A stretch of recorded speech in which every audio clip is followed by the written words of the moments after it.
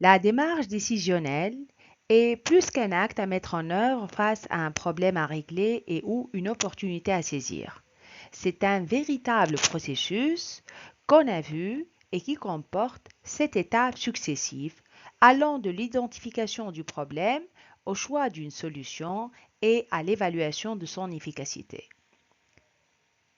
Nous allons essayer tout au long de cette partie de voir un exemple et de pouvoir étudier les 7 étapes successives pour la prise de décision finale. Le processus décisionnel débute par l'identification d'un problème, ou plus précisément d'une divergence entre un état des choses existant et un état des choses souhaité. Prenons comme exemple l'achat d'un véhicule d'un manager. Ce manager a dépensé plus que 6 000 dinars en réparation à son véhicule, mais le moteur vient maintenant de rendre l'âme, donc il ne fonctionne plus. Selon le devis établi, ce n'est pas rentable de réparer la pièce, mais le manager ne peut pas non plus compter sur les transports publics pour se déplacer.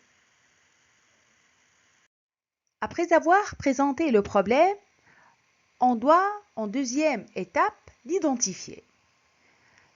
Alors, dans tout problème, il y a un fossé entre un état des choses existant et celui souhaité. Dans le cadre de notre exemple, il y a un fossé entre le besoin d'un véhicule qui fonctionne et le fait d'avoir un véhicule mais dont le moteur ne fonctionne plus. Malheureusement, cet exemple n'indique pas vraiment comment ce même manager va identifier les problèmes dans le contexte spécifique de l'entreprise. Mais dans le cadre de cet exemple, le problème, il est flagrant, il est clair. C'est le fait d'avoir un moteur d'un véhicule qui a lâché et qui ne fonctionne plus. Mais dans la pratique, la plupart des difficultés ne se présentent pas à nous de façon aussi flagrante. Il faut savoir que la phase d'identification est cruciale dans le processus décisionnel.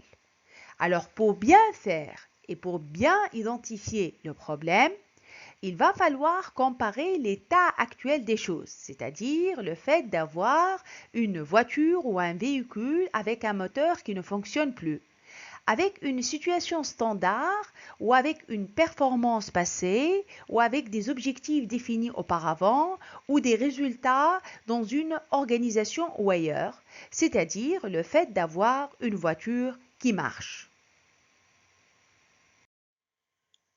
Il est question maintenant de répertorier les différentes solutions possibles au problème, sans chercher bien sûr à les évaluer.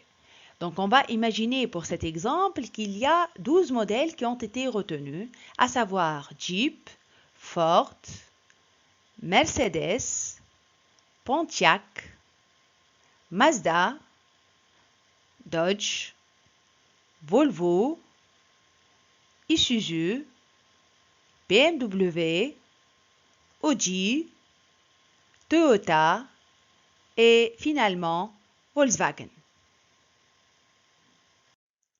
Une fois le problème a été identifié au niveau de l'étape 2 et que les différentes solutions possibles au problème ont été répertoriées au niveau de l'étape 3, le manager passe à l'étape 4 qui consiste à l'analyse des solutions et à énumérer les critères de décision qui vont intervenir dans la résolution du dit problème.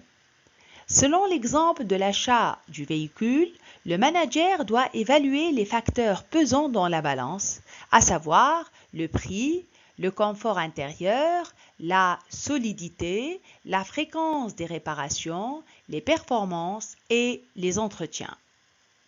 Tous ces critères reflètent les points considérés importants par la personne pour se décider.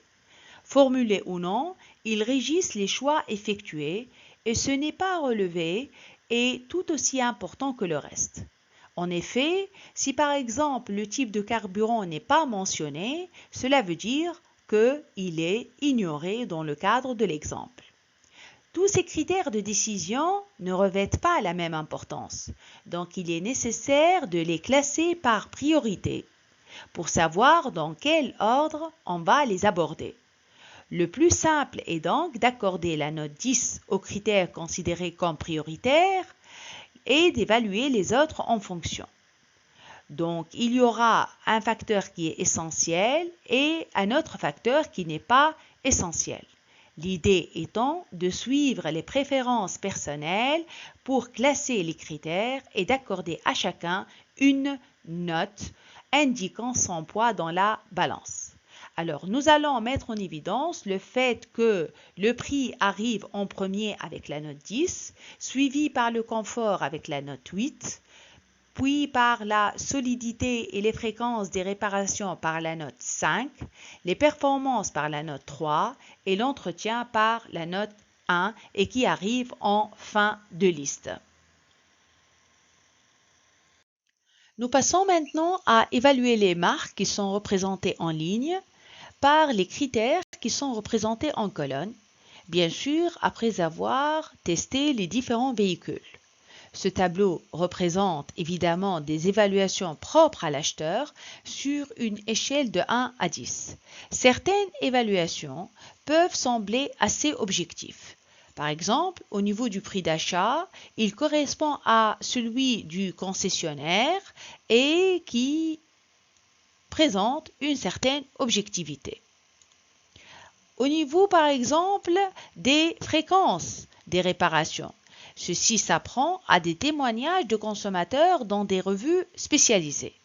À l'inverse, l'évaluation de l'entretien, par exemple, obéit à un jugement totalement personnel. C'est pourquoi deux acheteurs disposant du même budget peuvent rechercher des caractéristiques distinctes ou bien identiques, mais notées différemment. Ce document se limite à l'évaluation de 12 options aux marques par rapport aux critères de décision, sans pour autant dévoiler les notes accordées.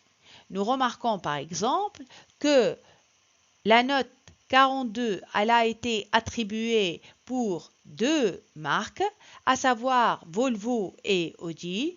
La note aussi de 38 a été accordée pour deux marques, à savoir Pontiac et Isuzu. Donc nous remarquons que mettre en évidence des critères et une numérotation pour chaque critère, elle est incapable de différencier entre les marques. On passe à l'étape 5 qui consiste à choisir la meilleure marque parmi les marques retenues et donc d'acheter le véhicule qui correspond à la marque en question. Est-ce que d'après vous, l'évaluation des marques selon les critères vont permettre au manager de faire un choix final?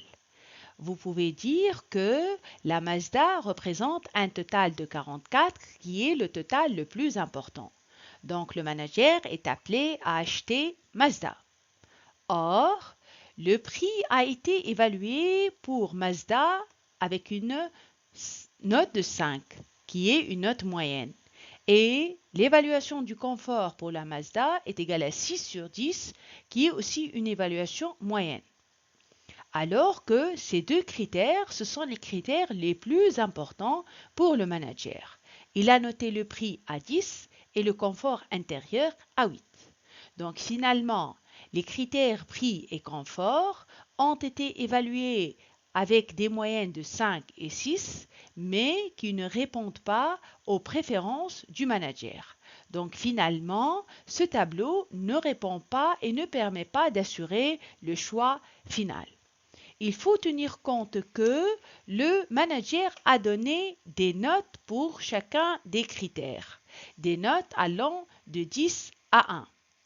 Selon ces critères notés, on est tenu compte qu'il y a des pondérations où le prix il est noté de 10, les entretiens de 1. Donc il est question maintenant de trouver le poids de chaque critère pour chaque marque. C'est-à-dire quoi le poids de chaque critère pour chaque marque? Il est question donc de tenir compte des deux évaluations.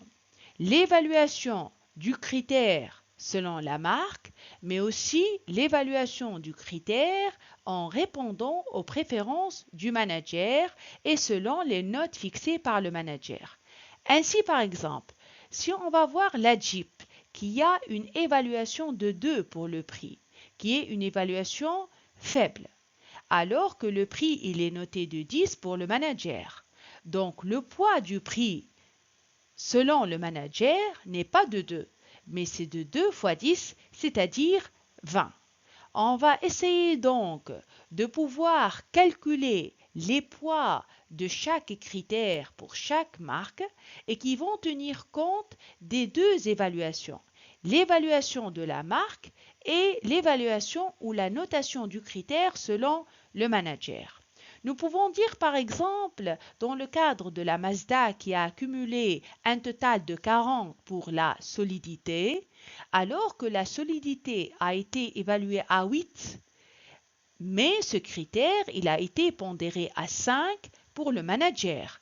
8, c'est un critère qui est très important, alors que ce critère, il n'est pas assez important pour le manager. Donc 40, c'est un poids qui va essayer de mesurer aussi bien l'évaluation du critère selon la marque Isuzu, mais aussi il doit tenir compte de la préférence ou la notation du critère solidité selon le manager. Ainsi, d'après ce tableau, on pourra faire notre choix final et c'est vraiment un art de choisir la meilleure option parmi celles relevées et évaluées.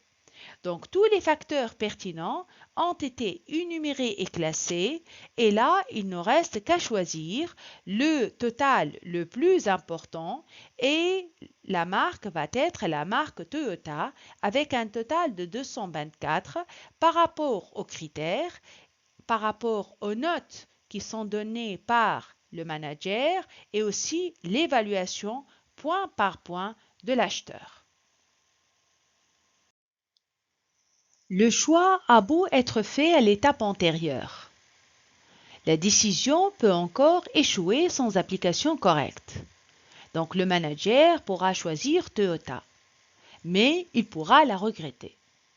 Donc on doit passer à l'étape de la mise en œuvre, qui consiste donc à appliquer pratiquement la communication de la décision aux personnes concernées et assurer l'obtention de leur engagement en retour. Donc la mise en œuvre suppose la communication de la décision aux personnes et d'obtenir leur engagement. Ces personnes peuvent être des groupes ou des comités qui peuvent aider le manager à obtenir cet engagement et donc à décider finalement d'acheter la Toyota.